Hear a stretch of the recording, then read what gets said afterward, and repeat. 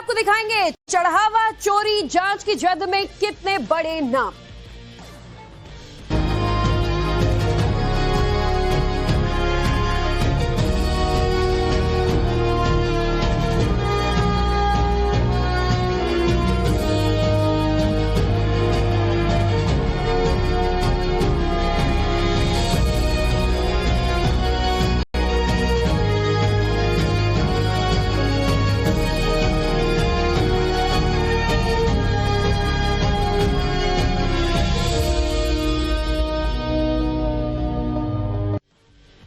चढ़ावा चोरी के मामले में जुड़ी इस वक्त की एक बिग ब्रेकिंग आपको बता दें। राम मंदिर चढ़ावा चोरी मामले की जांच ने अब तेजी पकड़ ली है।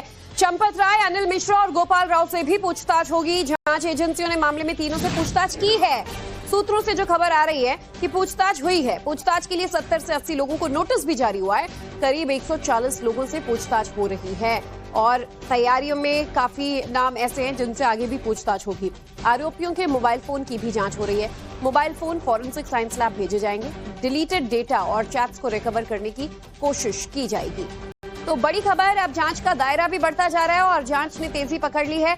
आपको बता दें कि जिस तरीके से इस पूरे मामले में 8 आरोपियों को गिरफ्तार किया गया, उसके बाद ये लग रहा था कि शायद आरोपी अब गिरफ्त में आ गए हैं, लेकिन आरोपियों का ये सिलसिला यही नहीं थमने वाला है। अभी ये दायरा और ज्यादा बढ़ता जा रहा है। 70-80 लोग पूछताछ के रडार पर हैं जांच एजेंसियों के, और इसमें कुछ बड़े नाम भी जांच की जद में आए हैं, जिसमें सबसे प्रमुख महासचिव जो थे चंपत राय, अनिल मिश्रा और गोपाल राव का नाम भी शामिल है।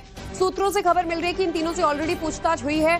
कुछ और लोगों से भी पूछताछ होगी जो इस पूरे हेरफेर में इन्वॉल्व थे। फोन का डिलीटेड डेटा रिकवर करने की कोशिश की जाएगी। फॉरेंसिक जांच होगी और ऐसे में करीब 140 लोगों से अब तक पूछताछ हुई है।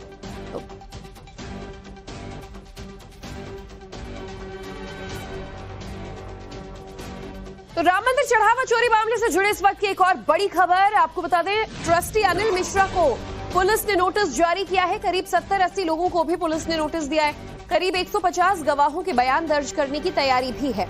चढ़ावा चोरी के मामले में चूक के लेवल की जांच में पुलिस जुटी हुई है कि आखिर चूक कहां हुआ, किसकी देखरेख निगरानी के बावजूद ये चोरी का जो पूरा इतने टाइम से सिलसिला चल रहा था वो चलता आया।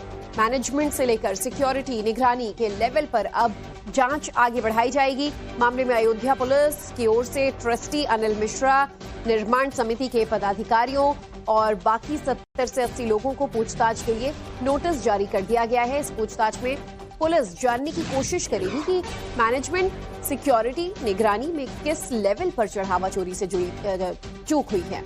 सूत्रों के मुताबिक जानकारी ये भी है कि ट्रस्ट के टॉप लेवल पदाधिकारियों की निगरानी, कैश की counting, CCTV management, banking system और इंटरनल कंट्रोल सिस्टम से जुड़े कई अहम सवालों के जवाब भी पुलिस की ओर से तलाशे जा रहे हैं।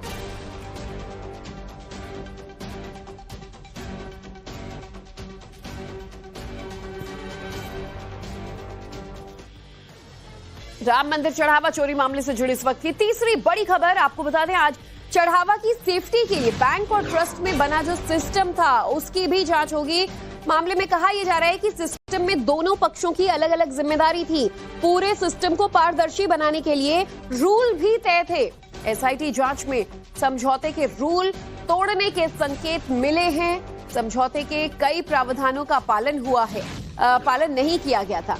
सूत्रों के मुताबिक फरवरी 2025 में ट्रस्ट और एसबीआई के बीच हुए एमओयू में दान पात्र खोलने और काउंटिंग हॉल को चलाने के लिए ट्रस्ट और बैंक के अधिकारियों की मौजूदगी अनिवार्य की गई थी। गणना में लगे कर्मचारियों के लिए ड्रेस कोड भी तय था, लेकिन इन व्यवस्थाओं को फॉलो नहीं किया जा सका। समझौते में बैंक अधिकारियों के मंथली रोटेशन का भी प्रावधान था, जबकि कुछ कर्मचारी लंबे समय तक एक ही व्यवस्था में लगे हुए थे। गिनती कक्ष में आने जाने वाले कर्मचारियों की नियमित या फिर रैंडम तलाशी ली जाने की भी एक रूल था। तलाशी, हर दान पात्र की रकम का अलग अलग रिकॉर्ड और काउंटिंग जैसी व्यवस्थाएं भी तय थी। सूत्रों के मुताबिक इन प्रावधानों के पालन की जांच की जा रही है।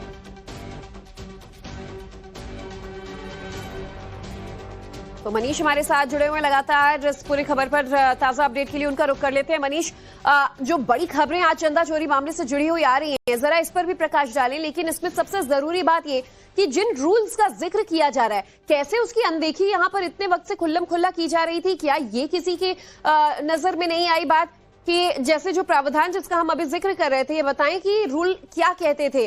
काउंटिंग रूम से लेकर जो जिम्मेदार हैं उनकी रोटेशन से लेकर जो उनके अलग अलग रोल्स असाइन किए जाते हैं, हर दान पेटी का अलग अलग चंदा जो है काउंट किया जाए, क्या कुछ ये नियम पालन किया जा रहा था या नहीं, जांच में पता चल पाया?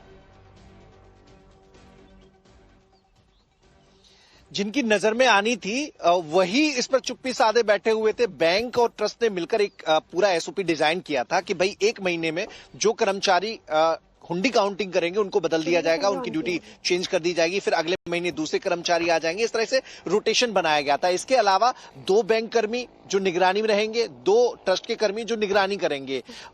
2 टेबल बनाई गई थी जिसमें एक टेबल पर 4-4 लोग रहने थे। 4 लोग एक टेबल पर, दूसरे टेबल पर 4 लोग। इनकी मौजूदगी में 4 लोगों की निगरानी में ये पूरी कवायद को अंजाम दिया जाना था। ऐसा सिस्टम डिजाइन किया गया था। लेकिन ट्रस्ट की ओर से सिस्टम में लगातार चूक की जाती रही। बैंक भी असहाय था क्योंकि लगातार जब वो रोटेशन चेंज करता, ट्रस्ट की ओर से कहा जाता था नहीं यही कर्मचारी विश्वसनीय है, इन्हीं कर्मचारियों को हुंडी काउंटिंग के लिए लगाया जाए। चूंकि थर्ड पार्टी का मामला था तो ऐसे में बैंक को भी आउटसोर्सिंग एजेंसी को कहना पड़ा कि इन्हीं कर्मचारियों की ड्यूटी लगातार रहेगी। तो एसओपी की धज्जियां उड़ाई जाती रही। चंपत राय से जो पूछताछ हुई है, चंपत राय का जो बयान लिया गया है, जो जानकारी ली गई है, उसमें पूरे सिस्टम के बारे में पुलिस की टीम ने पूछा भी है। कई सारे सवाल चंपत राय से पूछे गए हैं और उसमें ये सवाल भी पूछे गए कि जो बैंक की एसओपी थी, ट्रस्ट के साथ मिलकर जो डिजाइन की गई थी, उसको क्यों बदला गया, क्यों जो रोटेशन था वो कर्मचारियों का नहीं किया जा रहा था। उसमें चंपत राय फंसते नजर आए, उसका जवाब भी उन्होंने नहीं दिया है। टिन्नू यादव के बारे में भी पूछताछ हुई कि टिन्नू यादव, उसका भतीजा भी इस मामले में इन्वॉल्व है, वो भी जेल गया है। क्या आपको जानकारी थी? चंपत राय ने कहा चूंकि लंबे अरसे से जुड़ा रहा है इस मूवमेंट से, इस आंदोलन से, 93 से उसकी भूमिका है, तो ऐसे में कभी शक नहीं हुआ और अंदाजा भी नहीं था कि टिन्नू यादव इस तरह की कोई गड़बड़ी कर सकता है। उसे अधिकार भी दिए गए थे। वीआईपी लोगों की आवाभगत से लेकर जो तमाम मंदिर के लिए जरूरी चीजें हैं उसमें दखल उसका रहता था। लेकिन चंपत राय को अंदाजा नहीं था कि वो इस तरह का काम कर सकता है। चंपत राय ने पुलिस को यह भी बताया है कि उनकी जानकारी में जैसे ही मामला आया, उन्होंने 5 तारीख से लेकर लगातार कोशिश की कि कैसे भी रिकवरी हो पाए, उन कर्मचारियों की पहचान की। ऐसा पुलिस को जो जानकारी दी है चंपत राय ने, उसमें बताया गया है। अब अनिल मिश्रा से भी पूछताछ होगी, गोपाल राव से भी पूछताछ होगी और बाकी जो आरोपियों के पहले बयान दर्ज किए गए थे हिरासत में लेने के बाद, उनसे मिलान भी किया जाएगा। क्या चंपत राय, अनिल मिश्रा, गोपाल राव और बाकी जो 8 आरोपी हैं, वो जो बता रहे हैं उनमें एक रूपता है, समानता है कि नहीं? जुलाई को होगी। जांच टीम ने एसबीआई बैंक में पूछताछ भी की। आरोपियों के बैंक अकाउंट्स में अब लेन देन की जांच की जा रही है। जांच टीम ने बैंक्स को नोटिस जारी कर जानकारी मांगी है, जहां ट्रस्ट के खातों में रकम जमा की जाती थी। जांच का फोकस चोरी की रकम के मनी ट्रेल और उससे जुड़े नेटवर्क पर है कि आखिर ये जो चोरी का रकम था वो किसके खाते में गया और वहां से किसके खाते में गया। इधर उत्तर प्रदेश कांग्रेस के अध्यक्ष अजय राय को लेकर एक बड़ी खबर आ रही है। अजय राय को हाउस अरेस्ट कर लिया गया है। पुलिस ने अजय राय को होटल में ही नजरबंद किया है।